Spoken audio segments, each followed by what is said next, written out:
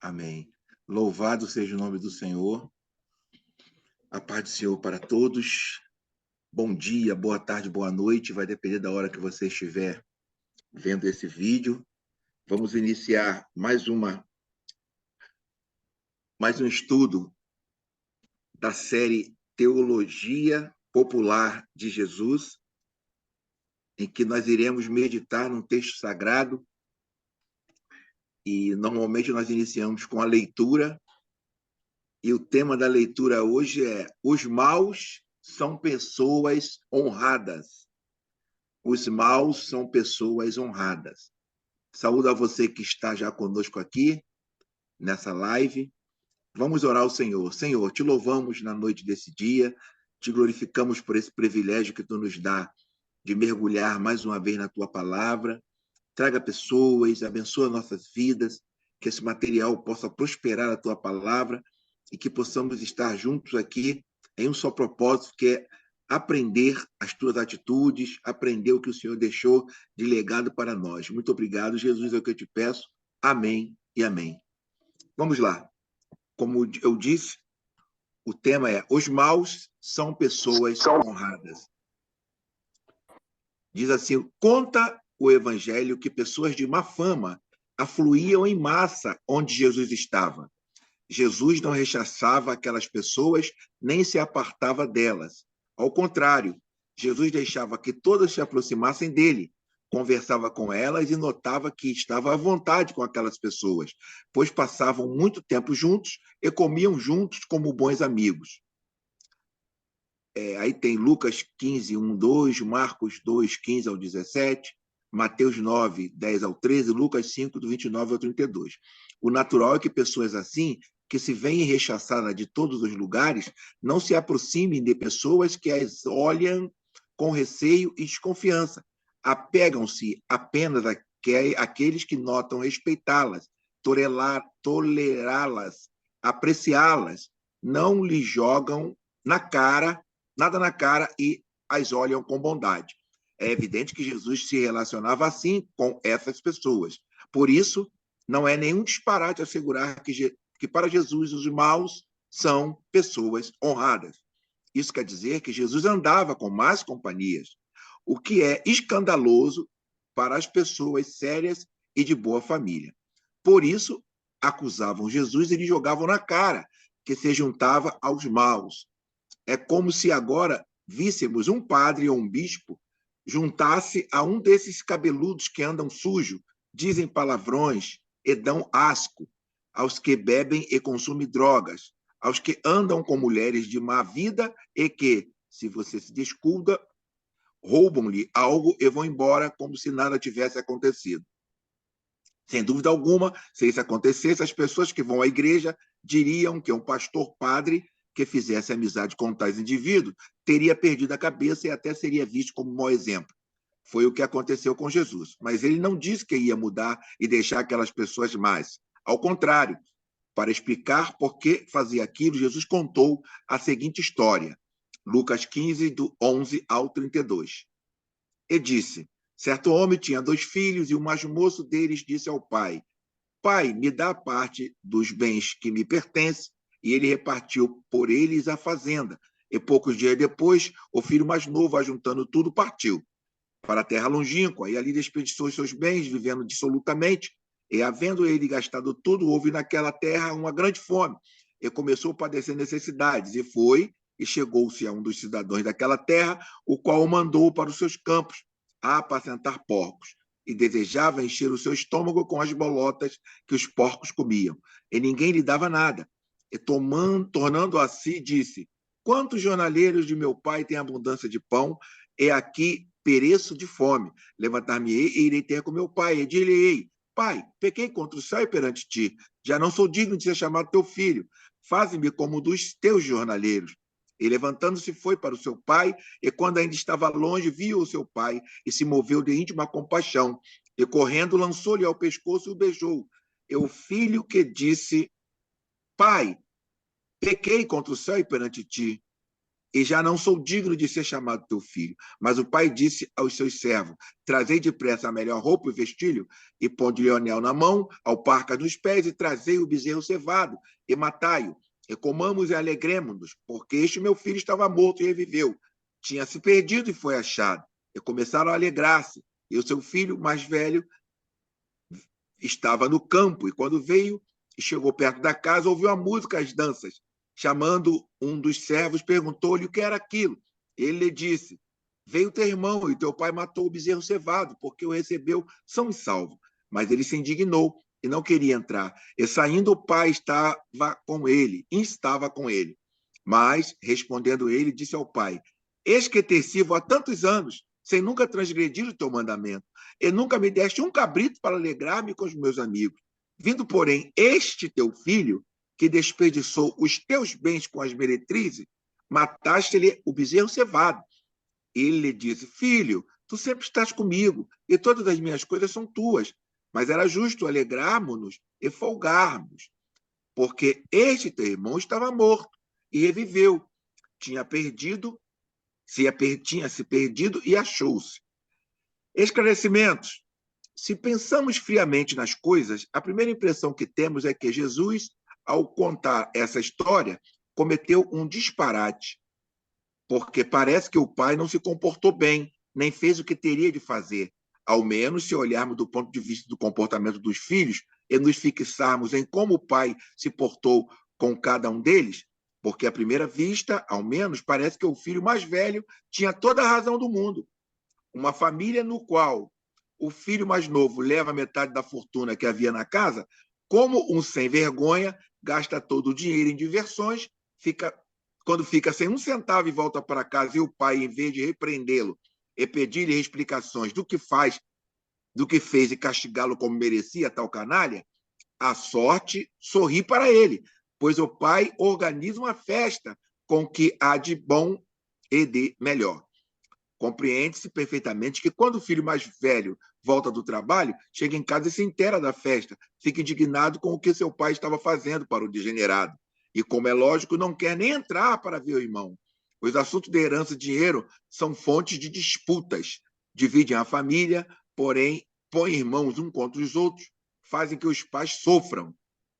De fato, conforme o nosso modo de ver as coisas, quando pensamos friamente nessa história, parece-nos que esse pai não fez o que deveria. O que esse relato surpreende de Jesus nos diz é que a ideia que temos do Pai do céu, ou seja, de Deus, não passa de uma representação de Deus feita por nós mesmos. O que ocorre é que, no tema de Deus, andamos completamente sem rumo, desorientados. Não temos ideia de quem é Deus, de como é Deus, de como Deus se porta. Imaginamos que o Pai do céu se comporta como os pais da terra. E essa é a maior deformação de Deus que nós, mortais, podemos fazer. O primeiro a dizer, ao contar esta parábola, é que nela não se trata nem de tornar ainda mais feios os pecados do filho menor, nem de ponderar as virtudes do filho maior, nem da conversão do filho pecador, nem de nada que tenha a ver com a confissão, com o perdão, com o prêmio ou com o castigo pelos pecados. Tudo isso é próprio dos sermões que os padres e pastores inventam para amedrontar as pessoas, para motivar os que não se confessam a que o façam, etc.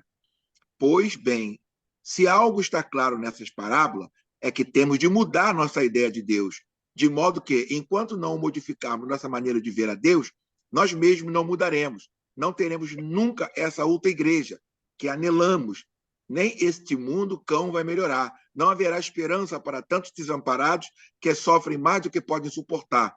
Não exagero, não estou inventando, é a pura verdade. Vamos ver, ninguém viu Deus e ninguém o conhece. O que nós pensamos e dizemos de Deus não é Deus, mas uma representação de Deus que nós mortais construímos. Essa é a realidade, porque Deus é o transcendente. Deus nos transcende, isto é, está mais para lá, está além de tudo quando nós podemos conhecer, pensar, imaginar ou dizer. Dito de outra forma, Deus está fora de tudo quando nós humanos podemos abarcar com a nossa mente. Conste que isso vale não apenas para os indivíduos, mas também para as religiões. para as aparições, para as revelações e até para os livros sagrados, como a Bíblia, por exemplo. O Deus do qual a Bíblia nos fala não é o Deus em si mesmo, mas, como já foi dito, a representação de Deus que nós humanos construímos. O que acontece é que Deus, cuja representação construímos, não nos saiu bem, porque esse Deus não passou de uma projeção do que nós mais anelamos e desejamos como pensamos em Deus e queremos que haja Deus. Por isso, imaginamos Deus como um ser supremo, que é único, ilimitadamente poderoso, justo e bondoso.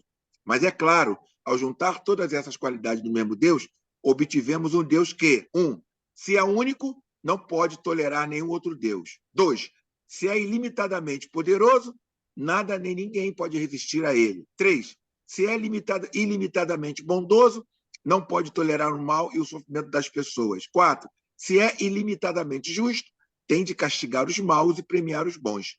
Estamos fartos de ver que a experiência do que acontece na vida nos diz que Deus não se porta assim.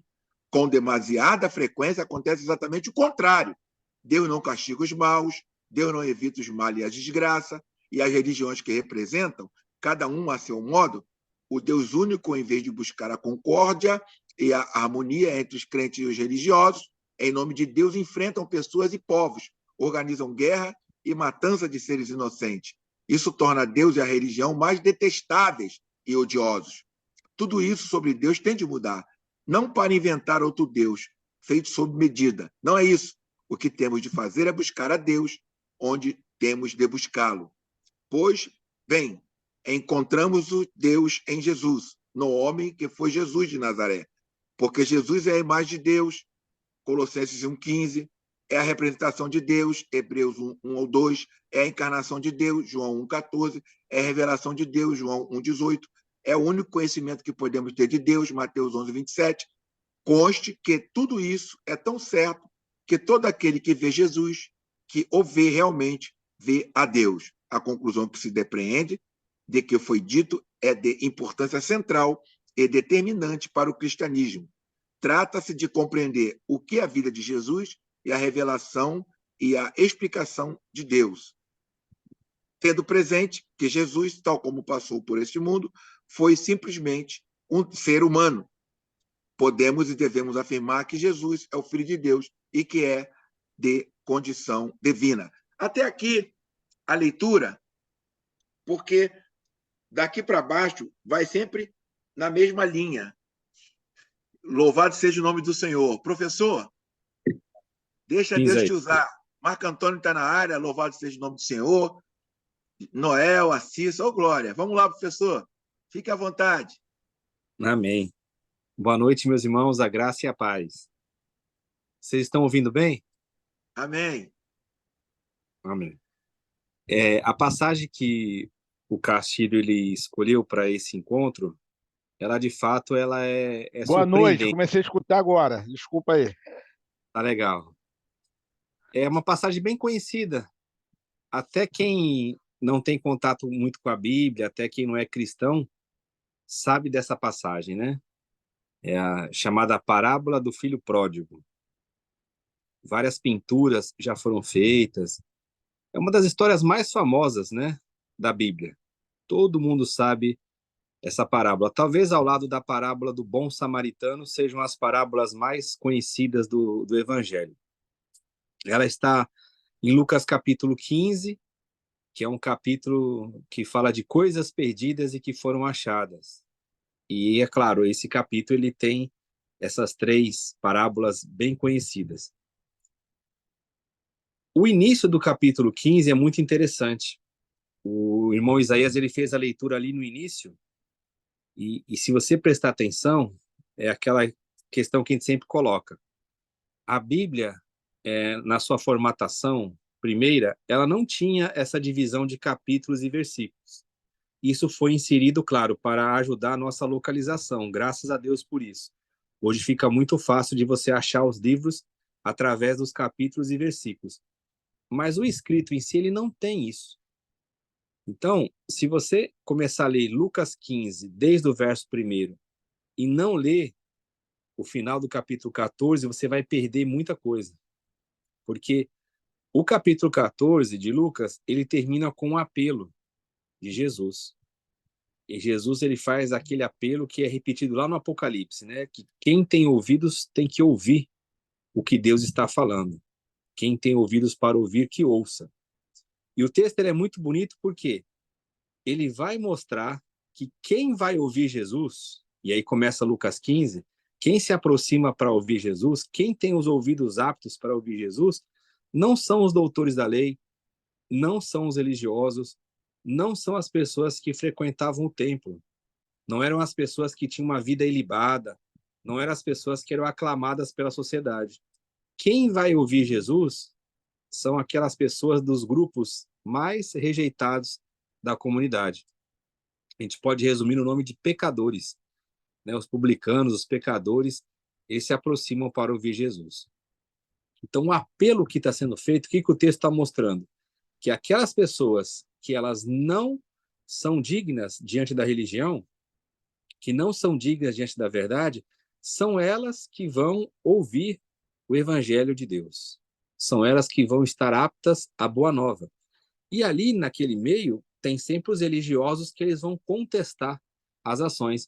E aí Jesus conta essas parábolas para culminar nesse texto que foi lido aí, que é a parábola do filho pródigo. Ele é o culminar desse encontro, desse apelo, né? E é uma parábola muito interessante. Por quê? Embora o nome dela seja a parábola do filho pródigo, o destaque da história aí, dentro do contexto, não é esse filho que se perdeu, não é esse filho que saiu. Por incrível que pareça, a história ela é contada para mostrar a reação do filho que ficou.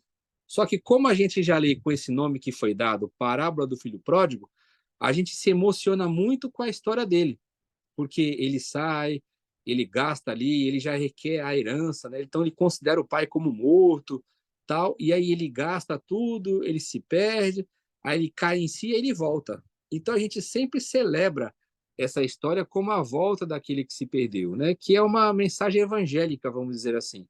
É um apelo que Deus faz para aqueles que estão perdidos voltarem para a casa do Pai.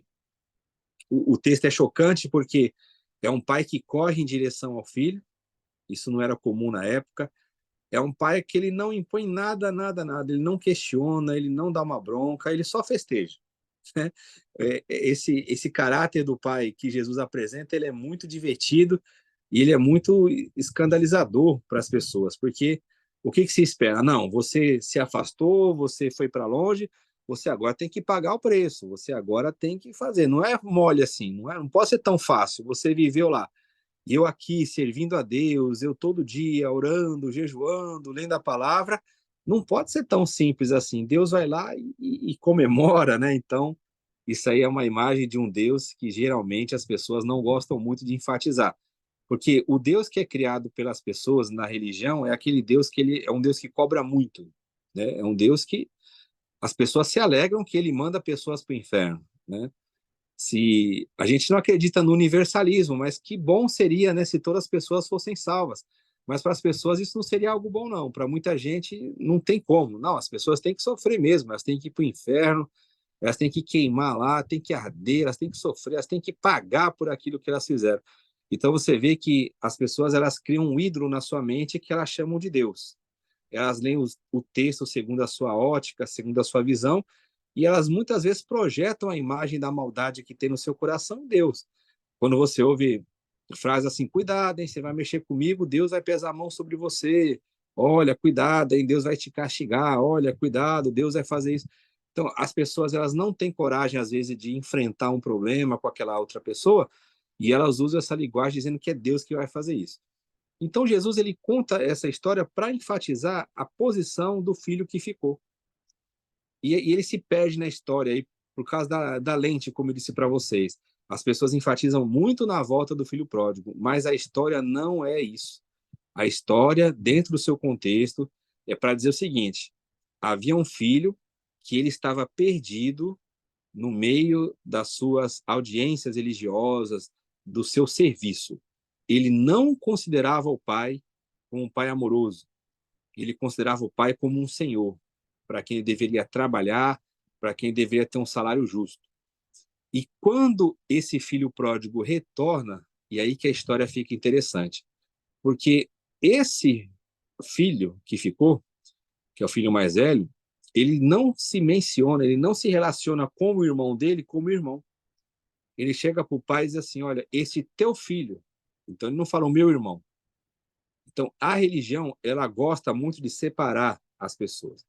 Ela não conhece a fraternidade verdadeira. Para a religião, é um crime o nosso Deus, ele ser um Deus que ele aceita pessoas ruins, né? Porque quando você lê o evangelho, se o Espírito Santo ele está falando ao teu coração, quando você lê e fala assim, olha, Deus aceita pessoas ruins, Deus chama pessoas más, a primeira reação no seu coração deve ser assim, graças a Deus por isso, porque aí eu tenho chance. Porque a pessoa ruim que eu tenho que enxergar no evangelho não é o meu próximo, sou eu mesmo. Quando eu falo assim, não, eu não aceito isso. Não é possível que um ladrão, que um estuprador, que um assassino, não é possível que Deus ame uma pessoa como essa pessoa ela ainda não se enxergou como ela é diante do evangelho. Paulo, ele usa termos muito pesados, mas muito reais acerca da nossa natureza. Paulo vai dizer que nós éramos inimigos de Deus, que nós estávamos mortos em delitos e pecados, né? Que nós estávamos afastados do Senhor. Então, quando a gente lê o evangelho e a gente não enxerga que nós somos as pessoas más que foram aceitas por Deus, quando eu começo a nomear e começo a falar Hitler, e começo a falar algum político, eu começo a falar algum religioso, quando eu começo a falar o vizinho, alguém da minha família, e eu não enxergo a mim mesmo, eu não estou tendo uma leitura correta do evangelho. E esse irmão do filho pródigo, esse irmão que fica, muitas vezes é a gente. A gente representa esse irmão, que a gente não aceita que Deus ele chame uma pessoa, que ele reate a amizade dele com pessoas que não valorizaram Deus. Né? A gente olha e fala assim, eu estou tanto tempo aqui com o Senhor e essa pessoa voltou agora e o Senhor já batizou ela com o Espírito Santo, o Senhor já arrumou a vida dela e eu estou aqui há tanto tempo buscando o Senhor, servindo, sendo fiel, sendo dizimista, não faltando aos cultos, eu nunca traí, eu nunca matei, eu nunca roubei, eu nunca bebi, eu nunca fiz nada de mal. E aí a pessoa ela acha que ela vai ter a atenção divina por causa disso. E o pai, nessa história, ele olha para esse filho e ele fala assim, filho, tudo isso que eu tenho aí é teu. Então você vê que essa pessoa não entendeu a graça, ela acha que é pelo mérito. Então ela vai trabalhando, trabalhando, trabalhando, porque ela espera que de uma hora para outra o pai chegue e fale assim: olha, eu estou vendo o seu trabalho, viu? Então está aqui a sua recompensa. E não é, porque tudo que Deus tem, nós já herdamos em Cristo. Nós somos co-herdeiros com o Senhor. A gente não tem que trabalhar para herdar mais nada. Tudo que Deus já disponibilizou está ao nosso serviço, está nas nossas mãos para nós usarmos. Paulo vai dizer que Deus já nos abençoou com todas as sortes de bênçãos espirituais nas regiões celestiais em Cristo. Então a gente não depende do nosso trabalho, a gente não depende do nosso desempenho para ser recompensado por Deus. Isso é um Deus da barganha, isso é um Deus da religião, isso não é o Pai de Jesus. Então essa história, ela nos convida a nós meditarmos nisso, que as pessoas más, elas são aceitas por Deus, e nós somos as principais pessoas más. Paulo ele se considerava o principal dos pecadores. Você já pensou nisso? A gente quando lê o Evangelho ou lê as cartas paulinas ou lê a Bíblia, a gente ignora essas passagens que a pessoa faz uma autocitação. A gente pensa que isso aí é um recurso de linguagem. Mas Paulo ele se considera de fato o principal dos pecadores. Você já imaginou isso? Paulo ele poderia olhar para um estuprador, para um pedófilo, né? Ele poderia olhar para um homem que era um assassino. Ele fala assim, ó, eu sou pior do que ele. Por que Paulo enxerga isso? Porque Paulo ele é cheio da graça de Deus. Paulo conhece quem ele é, a natureza dele, e ele sabe que tudo que ele fez depois da conversão, ele só fez por causa de Cristo. Se eu e você, a gente tem contato com o Evangelho, tem contato com a Bíblia, e a gente não se enxerga como o principal dos pecadores, o Evangelho ainda não penetrou no nosso coração. A gente não entendeu nada ainda. A gente está no desempenho. Eu estou olhando aquela pessoa e estou selecionando. Então, eu olho ali o maníaco, eu olho ali uma pessoa que cometeu vários crimes. Eu falo assim, graças a Deus que ela existe. Porque eu posso olhar e posso dizer que eu sou melhor do que ela. Eu não sou o principal dos pecadores. Tem gente muito pior do que eu. Mas isso não é o evangelho. O evangelho é você olhar e falar assim: Jesus, muito obrigado, porque o Senhor resgatou uma pessoa como eu. Se o Senhor me salvou, o Senhor pode salvar qualquer pessoa. Eu sei que em mim, Senhor, não tem nada que possa te agradar. Na minha natureza não tem nada bom. Na minha natureza só tem ódio, só tem raiva, só tem adultério, só tem morte, só tem coisa que desagrada ao Senhor.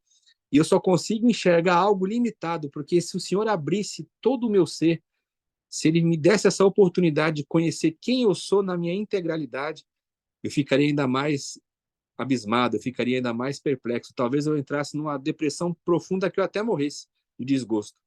Mas o Senhor é tão bom que Ele não permite que a gente vá lá no nosso profundo e saiba quem nós somos na realidade. Então, essa parábola, ela vem mostrar isso. Nós, às vezes, somos aquele religioso que está ali trabalhando para o Senhor, gastando a nossa energia, dizendo dos nossos feitos, mas tendo essa relação com o Senhor distante, não enxergando Ele como um pai, criticando Ele por Ele aceitar as pessoas ruins, as pessoas más, e não enxergando que nós somos essas pessoas também.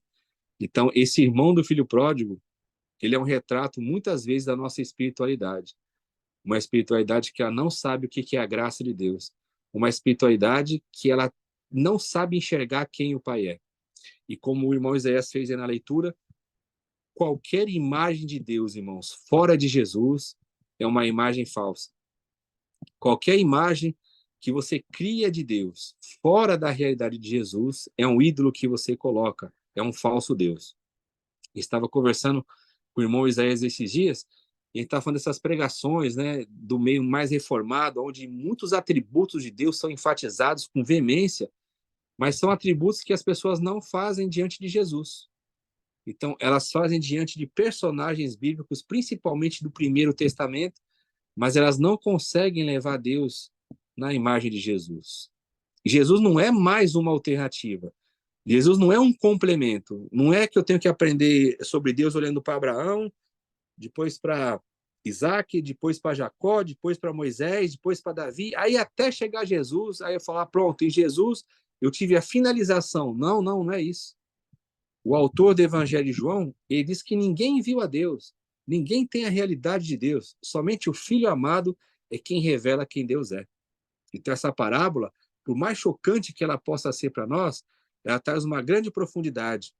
Essa lição aqui hoje é uma das mais importantes para nós conhecermos o nosso coração mau e corrompido, porque a gente olha para a sociedade, olha para as pessoas e fala assim, não, essa pessoa aí merece a morte. Não, essa pessoa aí não pode ser chamada de cristão.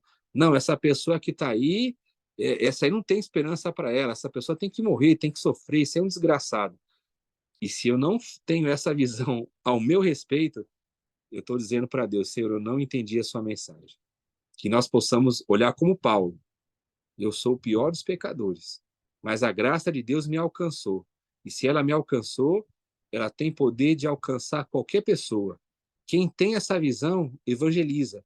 Quem tem essa visão tem esperança de que qualquer pessoa no mundo pode ser salva.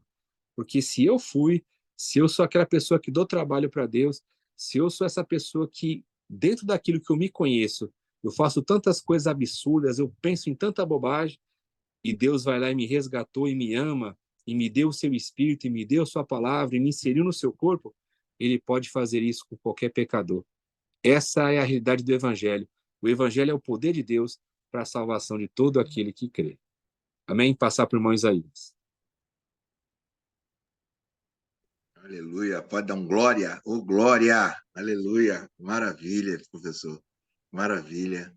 E como é nosso costume aqui, vamos abrir agora para as considerações dos irmãos, para as perguntas dos irmãos, porque eu creio que cada dia mais o poço vai ficando mais fundo. É algo assim constrangedor o que a palavra de Deus e o seu significado traz para nós a cada dia, né? Quando o professor fala, eu me lembro do Evangelho da recompensa, né? O Evangelho da recompensa, o Evangelho que eu tenho que fazer para ser salvo, não é isso? Eu tenho que Isso. evangelizar, eu tenho que jejuar, eu tenho que para me ser salvo, eu não perder a salvação. né? Eu tenho que ter uma importância. Eu sou a pessoa mais importante nesse elo entre eu e Deus, né? Nessa ligação, não é Jesus. Exato. Então, é muito importante. Por favor, Noel, irmã Cissa, Marco Boa Antônio, noite. Boa por noite. favor, fiquem à vontade, vamos perguntar. O que acontece aí? Eu acho que o estudo de hoje, para mim, está muito pesado, muito forte. Tá? Porque, assim, eu, eu vou falar, eu vou perguntar, né? Mas, assim, eu tô vendo muita facilidade nas coisas de Deus aí nesse estudo de hoje. Tá muito fácil seguir, então, o evangelho. Por enquanto, eu tô só achando, dando minha sugestão aqui. Depois eu vou fazer a pergunta. Eu tô Amém. vendo assim, tá certo. Eu sigo, eu tenho fé, eu tô tentando aumentar minha fé no Senhor. Deus é justo, Deus é fiel, Deus age com justiça. Então, tá tudo certo. Vou abandonar o evangelho. Já tô salvo. Eu não posso ser diferente do mundo. Eu tô tentando ser porque eu sei que tem um Criador lá em cima. Então, eu tô vendo assim, quer dizer, eu não vi um respaldo que me prove isso aí que o professor Hilton falou. Uhum. Infelizmente, eu sabe, todo mundo do mundo está errado, todos os evangélicos. Pô, o que eu estou entendendo aí, porque, gente, poxa, eu vim do evangelho desde criança, agora eu escuto isso aí. Olha só, o professor Hilton, sabe, aquela pessoa que fala assim, Jesus não existe, eu não quero Jesus, eu sou pecador, eu sou falho pra caramba. Mas Deus deixou o livre-arbítrio para alguém seguir ele. Então, aquela pessoa que não quer crer em Jesus, Deus deixou, criou ele, coisa e tal, vamos dizer assim, vou dizer assim uma palavra que eu não seria bom. Ele vai ser igual a mim. Claro, eu sou pecador igual a ele. Mas eu tentando alcançar o céu, creio em Jesus e tá tudo certo. Não é preciso de igreja, eu não preciso ter tanta fé assim. Deus já deixou tudo, tá tudo certo. Jesus morreu, Deus é o que tá nem vendo mais isso. Ele tá olhando para Jesus, tá vendo a gente aqui limpo, né? Professor, por favor, eu queria uma coisa mais concreta. Ô, Pelo amor de professor, Deus, isso aí o, tá o mexendo Noel, comigo. o Noel, ele fica cheio de tato, né? Para falar da maneira respeitosa. E não sabe Exato. ele, não sabe o Noel, que isso é o procedimento, a conduta e a postura de muitos cristãos, Noel. Muitos cristãos. Não é só você, entendeu? São doutrinas que são impostas, mas o professor vai tentar, com a ajuda do Espírito Santo, nos ajudar nessa tua colocação. Noel, essa é uma questão que sempre surge, né? A graça de Deus, ela é tão poderosa, ela é tão gloriosa que em certo momento as pessoas, geralmente elas começam a pensar assim, né? Ah, se é pela graça de Deus, se é uma obra de Deus, então para que eu vou me esforçar? A religião, ela sempre prega o esforço como sendo algo recompensatório, sendo algo para nós herdarmos a salvação. Mas nós não conseguimos, por mais que você possa se dedicar, ser fiel, se esforçar, você nunca vai atingir o padrão de Deus. Qualquer pessoa que tentar viver o padrão de Deus, ela nunca vai conseguir. Por isso que o evangelho genuíno, ele ensina como Paulo falava: não mais eu, mas Cristo vive em mim. Eu posso empregar minha força, renunciar, fazer jejum, eu posso usar de todos os meios religiosos para eu tentar agradar a Deus. A palavra de Deus vai dizer que todas as nossas obras são como trapo de imundície. Elas fedem diante de Deus. A única obra que Deus aceita é a obra do Filho. Então, o que eu tenho que fazer? Eu tenho que reconhecer que o meu velho homem, ele morreu naquela cruz e que eu ressuscitei em Cristo, que eu sou uma nova criatura. Não é o fato de eu querer me esforçar, suar, fazer as coisas para herdar o céu, não. A salvação é pela graça. eu vou viver uma vida santa não é para tentar agradar a Deus, é porque eu tenho Cristo. É o amor que eu Opa, tenho eu por Deus. gostei da palavra aí, a salvação pela graça, né? Isso. E o Então, religioso não enxerga isso. O religioso, ele coloca as obras dele. A religião sempre ensina, você tem que fazer algo para você herdar de Deus. A graça não. A graça fala, tudo já está consumado em Cristo. A obra de Deus é essa. O evangelho verdadeiro é esse. É Cristo fazendo em mim. Não sou eu fazendo obra para agradar a Deus, porque eu nunca vou agradar a Deus. O meu padrão, isso era o choque que Lutero teve. Lutero falou assim, como que eu vou agradar a Deus se eu sou um pecador? Deus, ele é santo. Deus, ele é justo. Deus tem um padrão muito alto. Como é que eu vou agradar a Deus? Eu não consigo, eu sou um ser humano, eu sou falho, eu sou pecador. Tudo que sai de mim não presta. Como que eu vou agradar a Deus? Esse foi o choque que ele teve. Aí, quando ele leu a carta aos Romanos, ele leu lá, mas o meu justo viverá pela fé. O que agrada a Deus é a fé. E essa fé, o que ela faz? Ela nos leva para uma dimensão de Cristo. Então, meu relacionamento com Deus não é que eu estou fazendo algo, me esforçando para eu ganhar o céu. Não, não, não. O meu relacionamento com Deus é pautado no amor. Tudo que eu não, o faço senhor já falou sobre isso, eu já é entendi. A gente tem Noel, que fazer Noel, as eu coisas pelo queria, amor, hein, Noel, pelo eu amor. queria, eu Tá. queria aproveitar e tentar fazer uma pergunta ao professor, que eu acho que você também queria entrar nesse contexto. Professor, eu sou salvo em Cristo. Eu sou cristão desde criança, como o Noel falou. sim. Mas eu já estou dentro de estou congregando num templo e tal. Mas eu, de vez em quando, eu bato na minha esposa, de vez em quando eu fico nervoso. Quando eu fico nervoso, e quando ela não obedece, o que eu faço? Eu dou uns safanões nela. Aí, de vez Sim. em quando nós estamos mal e ela não consegue me ter como homem, não é? Eu arrumo uma namorada, mas eu estou sempre fazendo. Não falta a igreja, falta evangelismo, eu faço evangelismo, eu sou dizimista fiel, entendeu? Como é que fica essa situação? Como é que é isso, professor? Me explica, por favor. A questão toda, Isaías, se resume no novo nascimento, né? Eu não É se eu... nasci? É, exatamente. É se eu nasci de novo. Não é o fato de eu fazer parte de uma denominação evangélica ou não, se eu sou religioso ou não. O fato que conta para Deus é o novo nascimento. Se eu entendi o que é a mensagem de Deus. Paulo, quando ele está falando aos Romanos, se você observar no capítulo 5, ele trabalha exatamente esse tipo de pergunta que o Noel faz. Paulo, ele era um homem muito sábio. Então, ele Anota aí, quando... Noel. Anota aí, Romanos 5. Isso, o final de Cinco, Romanos vou 5, dar uma olhada lá. o que ele faz? Ele já escreve sabendo que vai ter uma pergunta, né? Então, o que ele fala lá em Romanos 5? Ele fala assim, ó, onde abundou o pecado, superabundou a graça. Ou seja, onde teve bastante pecado, Deus, ele colocou a graça dele e ele transformou essa situação. Qual que é o pensamento lógico? É o que Noel colocou, é o que as pessoas colocam. Aí começa Romanos capítulo 6.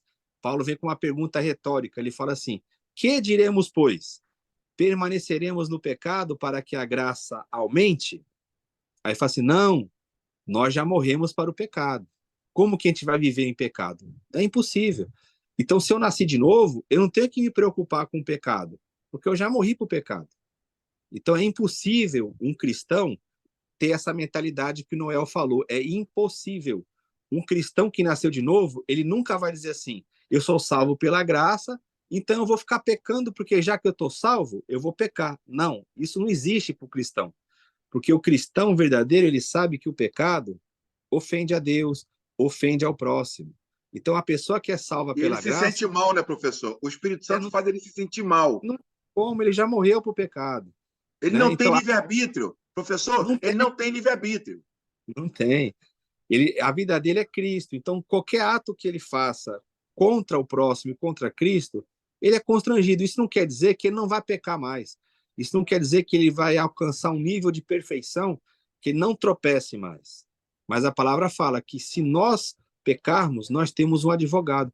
Agora, o cristão, ele não fica assim, eu sou salvo pela graça, tá tudo beleza, então eu vou pecar bastante, porque já que Jesus morreu por mim, já... Não, isso não é um pensamento cristão. Isso é um pensamento de alguém que não entendeu o evangelho. É aquela pessoa que fala assim, olha, eu estou aqui servindo a Jesus e eu estou contribuindo para a minha salvação. Então, eu estou indo lá, fazendo, para que lá no final, Deus vai pesar na balança. Olha, eu consagrei mais do que eu pequei, então eu tenho que entrar no céu. Isso aí é salvação pelas obras. Isso é coisa abominável diante de Deus, porque a nossa salvação é a obra de Cristo. Se Cristo nos alcançou, a gente vai mirar em Cristo. A gente não tem o prazer, o deleite nesse tipo de pecado. Então é isso que Paulo fala, nós já morremos para o pecado. O pecado não tem mais poder sobre nós. Aí eu tenho que verificar, eu nasci de novo? Será que eu entendi o que é o evangelho? O que a gente vê em muitas igrejas é uma pregação que é igual à igreja católica, né? É uma pregação onde você não tem certeza da salvação. Você pode perguntar para muitos crentes hoje, você tem certeza da sua salvação? Ele fala, não tem, né, varão? Como é que eu vou falar da minha salvação? Eu não sei. Porque a salvação para a pessoa é o seguinte, ela tem que viver uma vida de santidade, e santidade segundo os padrões que a religião dela colocou. E geralmente são questões morais. E aí, naquele último momento de vida, que vai contar. Então, o cara pode ter sido fiel, entre aspas, na religião. Aí, no último momento, ele estava lá olhando a mulher do vizinho, aí ele teve ataque do coração, morreu. O que as pessoas falam? Foi para o inferno. Aí o outro viveu uma vida ruim, ruim, ruim. Mas no momento da morte, ele está ali na cama, ali, ele fala, eu fui assim, vivi uma vida ruim e tal. Eu agora quero me arrepender, aceito Jesus. Pronto, a gente fala, isso aí foi por salvo. Porque no último momento de vida dele, ele fez o apelo lá, ele aceitou Jesus. Isso não é o que o evangelho fala. A salvação não depende de um momento. A salvação depende da obra de Cristo. É a obra de Cristo que mostra se eu sou salvo ou não. Amém. Amém. Vamos lá. Quer fazer uma consideração, Marco Antônio, meu lateral? Glória a Deus. Glória a Deus, irmão Wilton. É um prazer estar participando aí do estudo nas quintas-feiras aqui. Eu tô em Maceió agora, cheguei de viagem. A gente joga aqui no sábado e geralmente não dá para participar, mas eu consumo, né? Sou um consumidor do devocional, dos materiais. É uma bênção. Eu tenho aprendido muito esses últimos dias. Eu gosto dessa conversa e dessas perguntas, e eu estava aqui bebendo, porque assim, às vezes a gente acha que a gente está em alguns lugares e que a igreja não deixa a gente ir, não. Esses dias eu estava em João Pessoa, num lugar, Isaías, só para você ter uma noção, eu estava comentando aqui agora, é um bar onde só vai, o pessoal já tem um cisma de entrar no bar, porque em João Pessoa eles gostam que visitam as casas, eles são carentes de visitas. E nós fomos lá, eu com o Evaristo, comer aquele caldinho de camarão, aquela coisa toda. É lógico que lá tem o pessoal que bebe aquela coisa toda, mas enfim, um pessoal carente de amor. Carente de amor. Quem é que vai lá? Então, as pessoas amaram a nossa visita lá, eles querem que a gente vá lá sempre, e eu senti essa sensação de tudo que nós estamos aprendendo aqui, isso é ser igreja, para fora, ir para os lugares, porque realmente não tem esse tipo de... A gente não vai lá para acusar, evangelho é pessoa, tem aquelas pessoas elas são muito queridas, né? Então, quando a gente fala de fé, e aí a gente, quando está falando de Paulo, né? Seja, pois, meus imitadores, assim como eu sou de Cristo. Aí Paulo, ele está falando a mesma coisa que Jesus, né? Que Jesus, ele falava é o Pai, ele sempre se referia ao Pai. Então, hoje a gente vê muita igreja falando de um jeito, né? Igrejeiro, e vê realmente e o novo nascimento, o novo nascido, ele realmente fala como Paulo, fala como Jesus, o novo. Então, o estudo tem me feito enxergar isso, aquele estudo dos rios, do reino de Deus, dos rios, onde o rio passa. Olha, já tô encuvidando aqui, mas eu vou parar. É fantástico, é Glória. fantástico. E eu estava vindo no ônibus e eu sempre fico lá, eu tenho as riquezas insondáveis, né? Sim. Então eu fico meditando, falando, meu Deus do céu, mas glória a Deus, é isso. Aí de repente a gente vem aqui e eu estou ouvindo aqui. Quando começou a falar da parábola, nossa, é um entendimento novo, né? Porque a Bíblia, a palavra de Deus, ela se renova dentro da gente. E glória a Deus, assim, porque a gente estando junto, assim, a gente cresce, Ô, né? ô É Glória a Marco, Deus. verdade. ô Marco, não corta não, pera um pouquinho, antes do professor responder o que tu está falando, o interessante dessa parábola é que eu aprendi agora isso, olha só que Olha loucura. lá, A isso gente daí. conhece, eu aprendi agora, sabe por quê? Que o filho pródigo, ele voltou por causa da fome, cara. Ele não voltou, ele não voltou, vou voltar para ficar com o pai, para servir o pai, para ser um bom filho. Não, ele voltou Exato. porque ele teve fome. Teve Eu queria que o fome. professor, eu queria que o professor falasse sobre o que o Marco falou e sobre isso que eu falei, professor.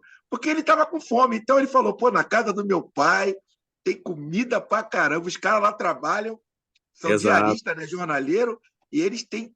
E eu aqui quase, ele não chegou a comer, né?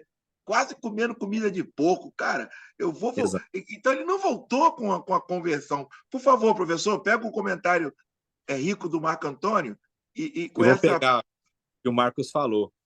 E dentro de que você comentou, exatamente isso. Uma vez, Marcos, eu vi uma pregação que eu nunca esqueci. Foi em 2007, que fala assim: a parábola que oculta o terceiro filho. Chama atenção, né? Um título desse, né? Oculta o terceiro filho. Daí eu falei, mas o que é isso? Aí era o Ariovaldo Ramos na época, Isaías. Aí, com aquela inteligência dele, ele falou uma coisa muito interessante. Ele falou assim: ó, os dois filhos na parábola estão errados, os dois. Porque um saiu, ele voltou por fome. Então, ele voltou também querendo trabalhar. Ele não voltou falando assim: eu vou ser lá acolhido pelo meu pai é bom. Ele não falou isso. Ele falou: na casa do meu pai, os trabalhadores lá comem melhor do que eu. Então, eu vou voltar que eu quero ser um trabalhador. Ou seja, vai entrar no ritmo do serviço. O outro também ficou ali naquela coisa religiosa tal e não agradava ao pai. Aí o Ariovaldo falou assim: qual filho que está faltando na parábola? Ele falou assim: é Jesus. Esse é o filho que agrada ao pai. Os dois, né? O filho oculto da parábola é Jesus. Esse é o que faz a vontade do pai. Um voltou por causa da fome e foi aceito. O outro era aquele trabalhador que não conhecia o pai, mas o pai falou: meu filho, tudo isso é seu. Ele foi aceito também. Mas o filho que agradava mesmo a Deus, que mostrava como que um filho tem que ser, esse é Jesus. É só ele que ensina esse caminho.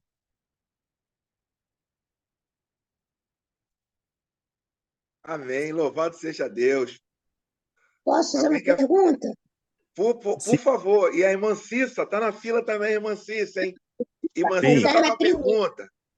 Pode Não, falar, irmã então ela Jacira. posso falar? É o seguinte,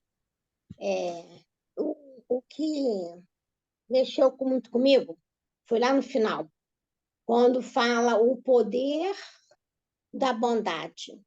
Quando fala do poder da bondade, vem aquelas bondades todas, aquilo tudo, fala muito bem, muito bonito, lindo, lindo, lindo, e fala que a bondade é um remédio para acabar com os ladrões. Aí isso me chocou bastante. Por que me chocou?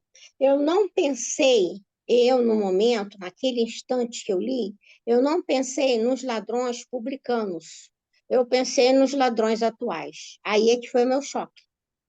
Porque os ladrões atuais, eles são danados demais. Aí eu pensei, meu Deus, até os ladrões atuais, será que merecem essa bondade também? O Senhor vai ser assim misericordioso com eles? Aí é essa pergunta que eu desejo fazer ao meu pastor querido. Amém, irmã Jacira. Ninguém merece a bondade de Deus, irmã Jacira. Ninguém. Ninguém, mas muito menos eles. Nem eu, Ninguém. tá bom. Desculpa, pastor, antes do senhor falar, desculpa, eu cheguei à conclusão que eu não mereço nada. Sabe o que é nada? Nada, nada, nada, Amém. nada. Mas também fiquei alegre em saber que ele perdoa. Se ele perdoa aquele que é muito, muito, muito, muito, muito, muito, muito, muito, muito, muito, muito, então eu serei perdoada. Ai, me alegrei. Desculpa, meu amor. É isso. A senhora Obrigado, irmã lembra Jacira. aquela mulher, né? Os fariseus falam assim: se ele soubesse quem é essa mulher, né? Você imagina hoje que confronto, né? Aquela mulher, ela pega aquele dinheiro, aquele perfume que ela guardou, que ela juntou com a prostituição, né? Olha que coisa, já pensou? Chegar para Isaías e falar assim, Isaías, eu tenho uma oferta para te dar, Isaías. Isaías, é mesmo? É, Isaías, é do meu trabalho. Ah, é, Wilton, você vai me dar o seu trabalho, mas não vai faltar para você, não, não se preocupa, é do meu trabalho. Aí o Isaías pergunta assim, mas o que você trabalha, Wilton? Ela fala assim, Isaías, eu sou garoto de programa. O que a gente falaria?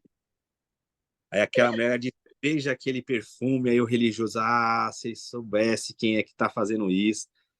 Aí Jesus coloca o padrão, né? A quem muito é perdoado, muito ama. Sabe por que a gente ama pouco, irmã Jacira? Porque a gente se julga que nós não precisamos do perdão. As pessoas mais amorosas no reino de Deus são aquelas que elas enxergaram que elas receberam muito perdão de Deus. Então elas amam muito. Quando o meu coração é duro, sabe o que eu estou falando para Deus? Eu não preciso do seu perdão. Eu já sou bom demais. Eu já sei cumprir, eu tenho uma vida moral íntegra, justa, né? Essa é a maior dificuldade com o evangelho. A gente, quando vai pregar para as pessoas, elas falam, não, mas eu não roubo, eu não mato, eu pago meus impostos, eu tenho uma boa família, nunca traí a minha esposa. Ela se acha boa para receber a boa notícia do Senhor, então ela não é apta. Agora, aqueles pecadores que não têm aonde se segurar, eles, quando recebem, eles amam muito. E o que você pode ver, o que transforma a vida das pessoas é o amor. E a gente não tem esse amor por quê? A gente já se acha justo. Eu já olho e falo assim, mas eu não, eu tô aqui sendo fiel a Deus, eu participo dos cultos, eu faço parte da igreja, eu oro, eu leio a Bíblia, eu. O evangelho não é mais eu, o evangelho é Cristo.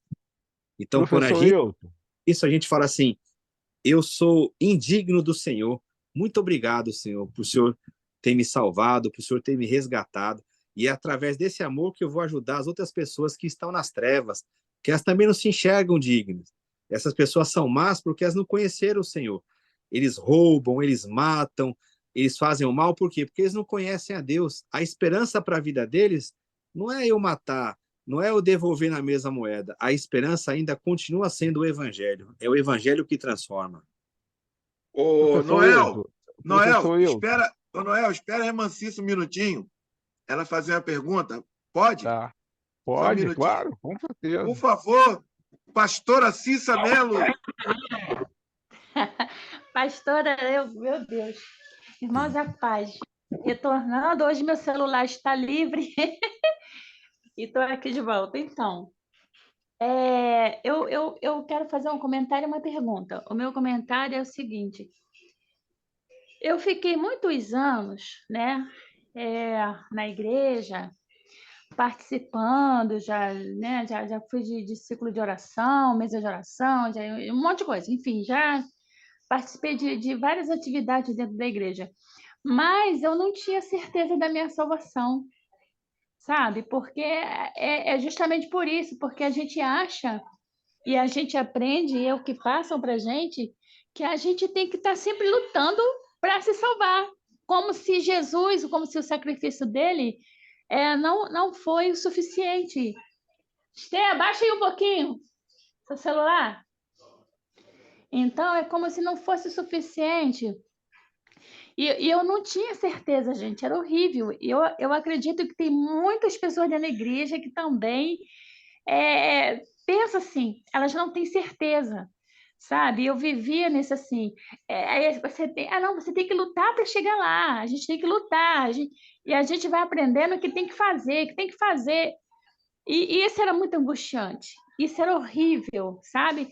E foi libertador para mim quando eu aprendi, sabe? Que eu não sou perfeita, que eu não sou melhor do que ninguém, que por mais que eu faça, nada do que eu fizer vai me salvar.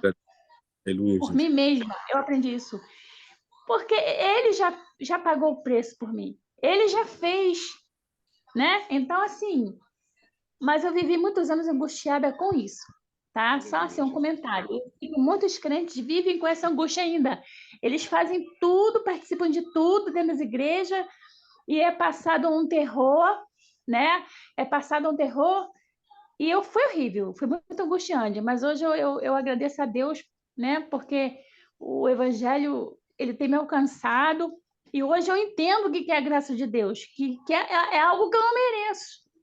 Eu não Aleluia. mereço, eu não mereço, apenas ele me ama e pronto.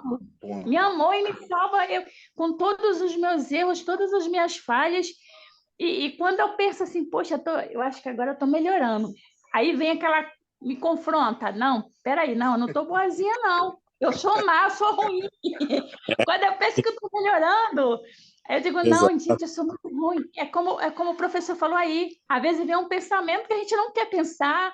Às vezes a gente fala uma coisa que você não quer falar. Às vezes você toma uma atitude que você não quer tomar, mas o que é importante é que você reconheça. Vem Aleluia, Jesus. aquele pensamento, você fala, ai meu Deus, eu pensei isso errado. Aí você comete uma coisa errada, né? Aí, ai meu Deus do céu, não, isso é errado. É o Então, constrangimento assim, que vem. que vem, né? Agora uma outra pergunta, agora uma pergunta que eu vou fazer, que eu fiz um comentário sobre como Eu era, tô né? quase dando um glória e falando mistério aqui, irmã Cissa. A senhora não sabe o que a senhora está falando. Pois é, então assim, gente, eu sou confrontada a todo momento. Aí quando eu penso, nossa, eu tô melhorando, eu tô ficando legal agora, aquilo vem, pá, tá nada, você é miserável. Então, eu falo, então é isso, hoje em dia eu reconheço os meus erros, as minhas falhas, sei que sou falha, sei que por mais que eu tente acertar, claro, a gente tenta melhorar, a gente tem que nascer de novo todos os dias, mas a gente é ser humano e a gente erra, não tem como. Meu Deus do céu, então hoje eu compreendi que nada, eu não posso fazer nada para me salvar, nada. Mas o meu Senhor, Ele fez por mim. Oh, E glória a a Deus. pergunta é que muita gente pensa, a salvação, ela pode ser perdida? A Ah, pessoa pode perder a salvação? Tem muita gente que tem essa dúvida. É isso? sim, A salvação pode ser perdida? interessante. Teve um irmão que ele respondeu assim essa pergunta. Depende Sim. quem te salvou. Se foi Cristo, ele garante que ninguém pode tomá-lo das mãos dele, né? A salvação é uma salvação eterna. É uma salvação que É. ele fala assim: o que vem a mim, de maneira alguma eu lançarei fora. Então, eu poderia Glória a ter um estudo, irmã Cissa, que ele fala 80 versículos bíblicos sobre não perder a salvação. O que a gente perde na nossa vida, se a gente vacilar, se a gente pecar, o que a gente perde? Nós que nascemos de novo. A Olá, gente posso fazer pergunta? o galo, né? A gente perde a dimensão de Cristo. Então, o que o pecado hoje ele faz na vida do crente? Ele faz que o crente fique sem a comunhão, ele traz tristeza, né? Ele traz coisas que impedem o nosso viver pleno, mas eles não têm o poder de impedir a nossa salvação. O apóstolo Paulo, escrevendo aos Coríntios, ele disse lá em 1 Coríntios capítulo 3, que tem pessoas que no dia do juízo, elas vão apresentar as obras dela. Todas as obras serão queimadas, serão extintas. Ela vai ficar sem obra alguma. Aí ele fala o seguinte: contudo, elas serão salvas, como pelo fogo. Ou seja, por um triz. Elas passaram ali porque as obras que elas fizeram não foram aprovadas diante de Deus, mas elas foram salvas pela graça, né? Então, a salvação é algo muito glorioso, ela é um precioso. É que a gente não entende o que é a salvação, né? A gente pensa sempre salvação assim. A salvação é Deus tirar eu do inferno e botar no céu, como se a salvação fosse apenas isso, não é? A salvação é um processo que se inicia quando Deus nos liberta do reino das trevas e ele nos coloca no reino do Filho do seu amor. Então ele colocou, e agora o que acontece? A gente vai crescendo até a dimensão da estatura perfeita de Cristo. Aí eu vou devolver para a irmã Cissa uma pergunta. Se a Esther, irmã Cissa, chegar para a senhora e fizer alguma bobagem, se aprontar com a senhora, ela vai deixar de ser sua filha? De jeito nenhum. Ah, De então modo algum. Continuar amando, jamais vou jogar lá fora, né? Desprezar. quanto mais Deus, né? Aí o que Deus Verdade. quando a gente está fora do caminho, né? O que a Bíblia fala? Que ele vai lá e castiga e repreende quem ele ama. Então pode ficar tranquilo, se a senhora é uma serva de Deus e pisar fora, o que ele vai fazer? Vai falar, ô Cissa, deixa eu te dar uma correção aqui. Vou usar minha vara de correção com você, Cissa. Amém. Eu quero que ele use essa vara todas as vezes que for Ô, necessário. glória! Aleluia! Amém. Amém. Obrigado, irmã Cissa. Muito obrigado. Eu que agradeço. Amém. Muito obrigado. O irmão Marcelo quer fazer uma pergunta, mas Tem o uma do Noel Noel. está na frente. Por Sim. favor, Noel. Ou já foi respondida? Pode ser Eu não vou fazer mais pergunta, não. Pelo que a irmã falou aí, foi algo dentro também do que eu queria falar, Eu mas imaginei. assim, acabou que eu confesso, eu tô um pouco confuso aqui. Eu vou orar. Eu vou orar. Assim, a minha Valeu, cabeça Noel. tá Valeu. mil aqui. Eu não vou nem fazer pergunta, porque eu tô um pouco confuso com isso aí. Valeu, melhor- Noel. Valeu. É a melhor coisa. Você está indo no caminho certo. Glória a Deus. É isso É aí, oração. Noel. É oração. Glória a Valeu. Deus. Fala, Glória a Jesus. ô, Marcelo, quer fazer a pergunta? Fala, Marcelão. É que tocou nesse ponto aí da salvação. Tô na escuta? Vamos. Sim, sim. Tocou nesse ponto da salvação. E eu ia querer, se possível, enviar esses 80 versículos que o Wilton falou. Eu já ia falar, pô, você tem esses versículos aí, quando ele falou, tem 80 versículos. Tá. Assim, beleza. Eu queria saber se tem como enviar eles. Tem. Eu agradeço mesmo. Tem um material lá que chama. Tá até no site do Monergismo. Eu vou baixar e vou mandar para vocês. 80 razões pelas quais os crentes não perdem a salvação. Obrigado Porque mesmo. isso é o maior tabu da igreja, né? O maior tabu. A maioria das igrejas, elas dizem que o crente perde a salvação, que você pode perder a salvação, e outra coisa é dizer também que você tem livre-arbítrio, né? Isso. Você tem livre-arbítrio. Isso aí. Esse a gente aprende desde criança, né? Sim. A gente aprende desde criança que você tem livre-arbítrio e que você pode perder a salvação. Só que Exato. quando você vai para a Bíblia, isso aí é desconstruído. Fala, Marcelo.